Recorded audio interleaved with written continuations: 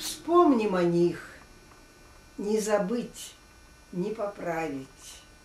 Друг мой погиб, а в победном году мать его, в горе безумная, я ведь вот возвратилась, у всех на виду трогала бедные девичьи плечи, руки и щеки, что сын целовал.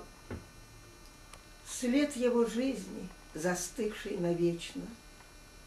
Мне рассказали, кто нас узнавал, как она плакала, Бога просила, чтоб хоть обрубком вернул он ей сына.